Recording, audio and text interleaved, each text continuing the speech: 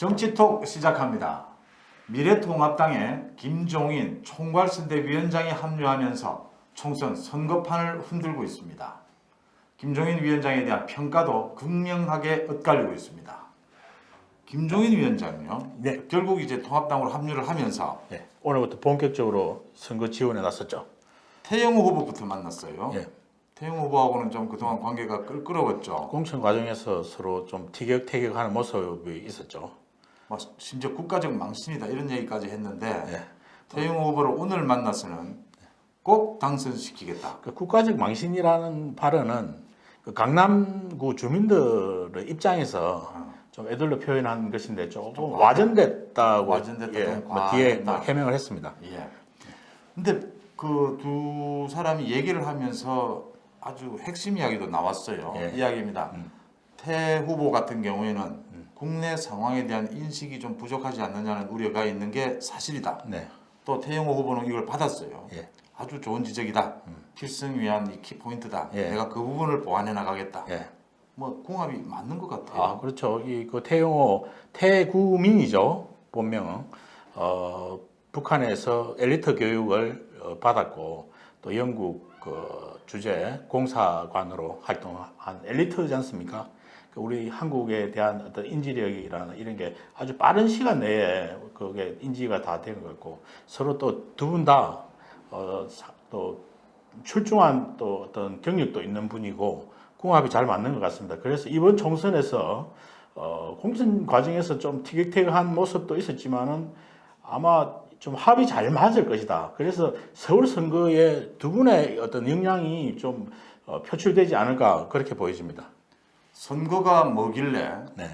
엊그제까지 티격태격하다가 갑자기 또 궁합이 너무 잘 맞는 예. 참 재미난 일입니다. 김종인 위원장이 선대위원장을 받아들이고 네. 처음 이제 국회에 와서 한 말이 못 살겠다 갈아보자였어요. 예. 이 과거 이승만 정권 이승만 때 정권 때 나왔던 선거구호죠. 못 살겠다 갈아보자 하니까 갈아봤자 필요 없다. 구간이 명관이다. 이거 뭐 유명한 거 예, 아닙니까? 그렇습니다. 예. 못 살겠다 갈아보자고 하니까 이제 민주당에서 그동안 민주당은 사실 김종인 후보에 대한 공격을 하지 않았어요. 예, 예. 좀 무시하는 예, 전략이었는데 예. 이제 이대로 두면 안 되겠다. 그러니까 역시 구태 정치다. 구태 정치다. 과거로 돌아가느냐. 과거로 자유당 시대로 돌아간 거 아니냐 뭐 이런 식의 어필됐죠. 뭘까요? 그러니까 옛날 구호를 들고 나오면서 예. 경제 실정 부분을 부각하려는 의도인 것 같아요. 그렇습니다. 예. 저는 현장에서 그 목소리를 들었는데 우리 손 대표께서는 그 구호를 들을 때 첫 느낌이 어땠습니까? 저는 좀 생뚱맞지 않다는 느낌이 좀 들었거든요. 그럼요. 참 21세기에 뭐 이런 자유당 시대 구호를 이 화두를 던졌을 때 그렇게 생뚱맞지는 않다. 그 정도로 우리 경제가 좀 어렵다는 그런 느낌인데 그 어떤 역시 감각이나 선거 감각이나 국민에 대한 메시지 전달력이 탁월한 부분이 있다. 그렇습니다. 그 부분은 인정을 해야 되고요. 예, 예.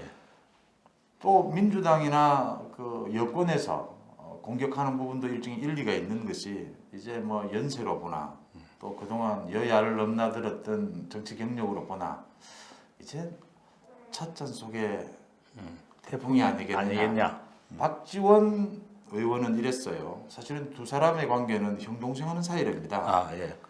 연배가 아마 비슷하실 겁니다. 두세 예. 살. 뭐 겉으로 보면은 그 김종인 의원이 뭐 훨씬 많아 보이는데 거의 뭐 호영호재할 정도면은 거의 비슷한 거죠. 박지원 의원은 이랬어요. 좀 맛이 간 분 같다. 갈기는 뭘 가느냐?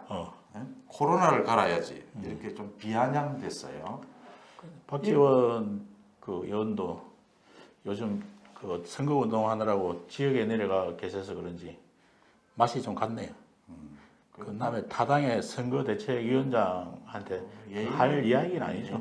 그 이야기가 이렇게 얘기하는 게 유권자에게 좋게 받아들여지진 않거든요. 조금 이제 그 뭐랄까 좀 조급하다는 그런 거 아니겠습니까? 지금. 그런 걸로 해석이 되고요. 일단 이제 나이 들고 구태다 이런 거를 덮어 씌우려고 하는 이제 또 얘기 전략 아니겠습니까? 근데 그 과거는 그 미래를 비추는 거울이라고 하지 않습니까? 예. 나이를 가지고 이야기하는 거는 좀 그 온당하지 않은 그 해석인 것 같고요. 그 사람이 과거에 어떤 그 경험이라든지 경력이라든지 그런 게 또 어떤 현재와 미래를 네. 또 이리 그 만들어 갈 수 있는 그런 역량으로 또 볼 수도 있거든요. 그래서 신체적인 나이를 가지고 이거 정치적으로 해석을 한다는 것은 좀 뭐 온당하지 않다고 박지원 의원 자신도 나이로 자신도 얘기할 나이로 처지는 아닌데요. 그렇습니다. 김종인 위원장이 또 못 살겠다 갈아보자 외에 네. 또 경제 문제, 특히 예. 코로나 사태에 대해서 직접 이야기를 했어요. 네네. 100조 원을 조달해야 하는데 조달하고 그렇죠. 특별히 지금까지는 다른 뭐 조달 방법들이 나왔어요. 뭐 채권 이야기도 나오고만 나왔는데 그게 아니라 500조 원이 넘는 올해 예산을 재조정해서 재구성해서 그런 데서 저는 경륜이 묻어 나왔다고 보거든요. 아, 이건 좋은 아이디어예요. 그동안에 그런 얘기를 한 사람이 없습니다. 그냥 뭐 개인당 얼마씩 주자.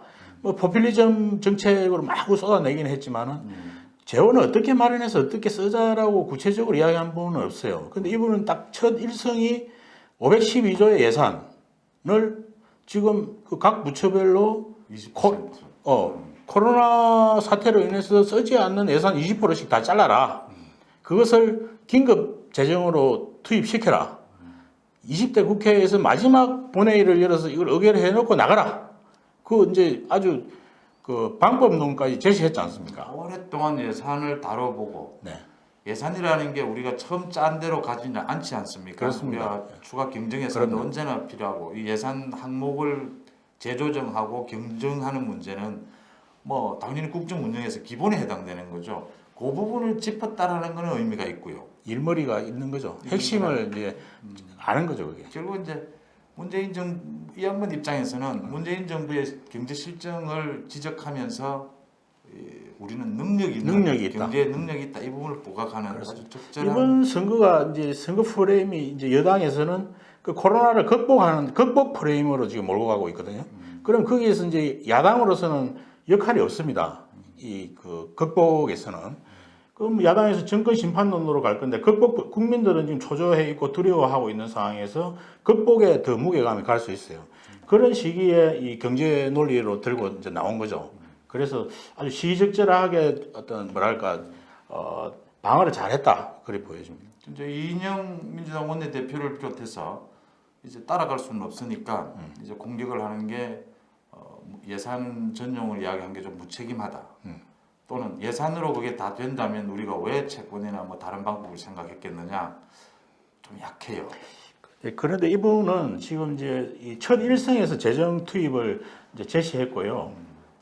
아마 선거 과정 속에서 한두 가지 정도 더 뭐랄까 처방이 나올 거라고 전망이 됩니다. 계속 나오겠죠. 워낙 뭐 이 달관된 경제와 어떤 재정에 관해서는 뭐 달관된 분이니까 그래서 지금 뭐 얘기 나오는 게 그 사회 그 부동자금 1,000조 원을 끌어들이자는 거 아니겠습니까? 지금 역대 정부에서 이게 정세 없는 복지를 펴면서 뭐랄까 이 부동자금을 끌어들이고 유인책을 많이 썼어요. 그런데 아직 한 번도 성공하지 않았거든요. 예. 그래서 이번에 이 그 김종인 총괄위원장이 제시하는 부동자금 운용 방안 그게 이제 선거 과정 속에서 이제 저는 이제 나올 거라고 보는데 우리 국민들은 어려울 때 위기 때 이 상부상조 정신 이 협동 정신이 아주 투철하지 않습니까? 예. 그래서 그 이번 그 국채 활용 방안만 잘 이 그림을 그린다면은 국민들과 이 어려운 국난에 가까운 이 위기를 극복할 수 있다. 예, 그래서 저는 뭐 아주 시적절하게 좋은 정책이 나왔다고 이렇게 보고 있습니다. 문재인 정부의 코로나 사태에 대한 대처에 대한 얘기도 했어요. 예. 사실은 지금 문재인 정부가 코로나 사태에 대해서 대처를 잘 해서 또 지지율이 높아져 간다 이런 얘기도 있는데 의료보험 체계는 박정희 시절에 만든 것이다. 예. 그걸 가지고 자랑할 일은 아니다. 지금 그럴 때는 아니다라는 그 단호한 메시지도 네. 상당히 설득력이 있는 그렇죠. 부분이었다. 물론 뭐 의료보험 체계가 시작은 박정희 시절에 됐지만 그동안 쭉 많은 발전을 해왔죠. 근데 이제 보수 정권도 의료나 복지나 이런 부분에 있어서 얼마든지 앞서갈 수 있고 능력이 있다라는 걸 이제 보여주는 대목이죠. 그렇죠. 이 대목이. 네. 뭐 그런 적절한 지적들. 어쨌든 이 양반의 그 메시지는 참 강렬하다, 선명하다 그런 부분은 점수를 줘야 될 것 같아요. 정말 그 어떤 위기를 돌파할 줄도 아는 분 같아요.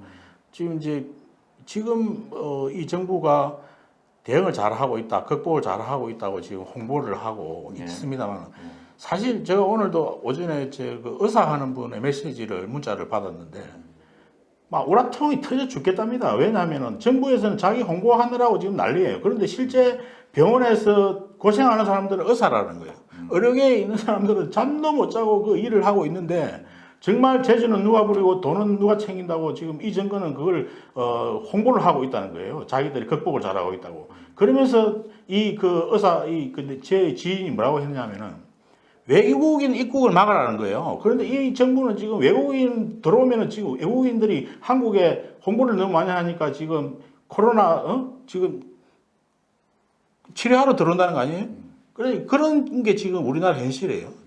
우리나라의 의료보험 체계, 그다음에 의료진의 수준이 이번에 전 세계적으로 뛰어나다라는 게 입증이 됐는데 그걸 홍보하고 있는 겁니다. 지금 그런데 우리는 정부 정책은 독을 품으려고 지금 하고 있는 거예요. 정부 정책은 사실 오락가락했죠. 그럼요. 문재인 오락가락했죠. 대통령도 말 메시지 국민에게 던지는 메시지가 오락가락하지 않았습니까? 그래서 혼선이 빚어진 건데 이제 그런 부분들을 짚는 이야기죠, 그게. 그런 이런 그 전염병은 제일 그 중요한 게 차단이거든요. 차단인데 그거 실패해놓고 지금 이제 잘하고 있다고 이제 지금 홍보하고 있는데 이것도 좀 잘못된 것 같습니다.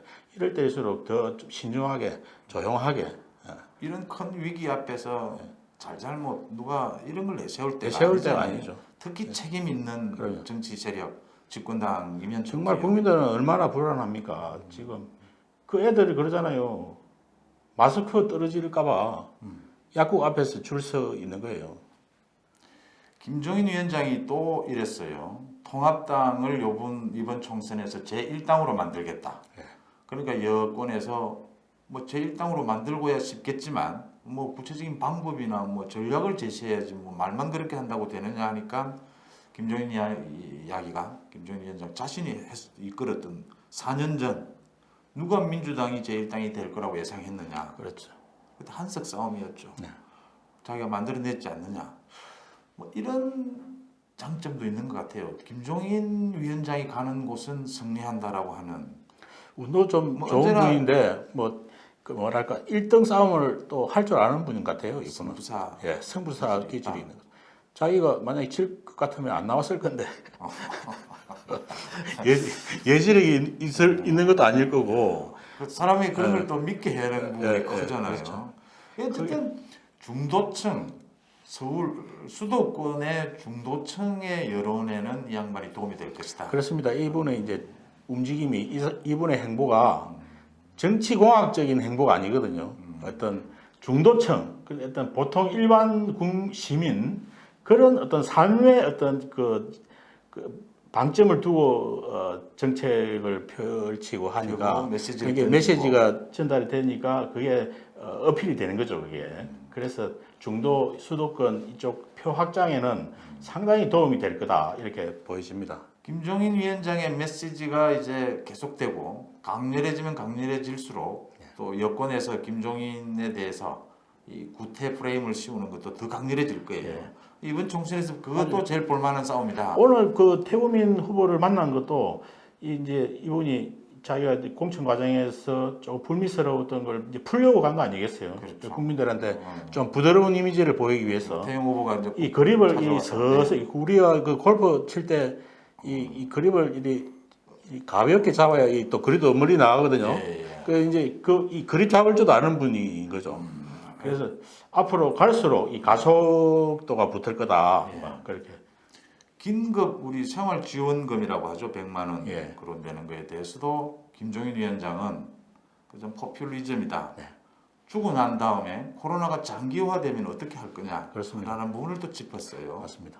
그 부분도 또 나름 우리가 생각해봐야 될 적절한 사실 부분인 뭐 것 같아요. 그게 지금 뭐 여당과 당정회의에서 그 70분위까지 예, 잘라서 예, 예. 100만 원을 주자. 안 그러면 뭐 조금 더 내려와서 50만 원씩 나눠서 주자. 뭐 이런 게 지금 논란이 되는 것 같은데 그거는 일시적인 거거든요. 그 많아 보이지만 이 코로나 사태가 어디까지 갈 줄도 모르고 앞으로 영국이 갈 수도 있는데 이것을 그냥 포퓰리즘식으로 이렇게 국민들한테 배급 주듯이 하는 건 아니라고 봅니다. 그 부분은 일단 지적될 이 만한 마치 뭐 이 나라를 사회주의화 하자는 것도 아니고 마스크 사는 것도 줄 서서 사야 되고 말이죠. 또 이 요즘 중소기업도 그 저 자금 지원하는데도 번호표 뽑고 지금 한다고 그러더라고. 그것도 무슨 뭐 이 훈련시키는 것도 아니고 이거는 좀 아닌 것 같아요. 그래서 그 부분에 대해서는 그 뭐랄까 재정 운영 방안을 잘 만들어서 단순히 뭐 인기 영합으로 할 게 아니라 뭐 기업이라든지 직장인이라든지 지속적으로 이렇게 지원해 줄 수 있는 그런 대책이 나와야 될 거라고. 자, 오늘의 정치톡 여기서 접겠습니다. 고맙습니다.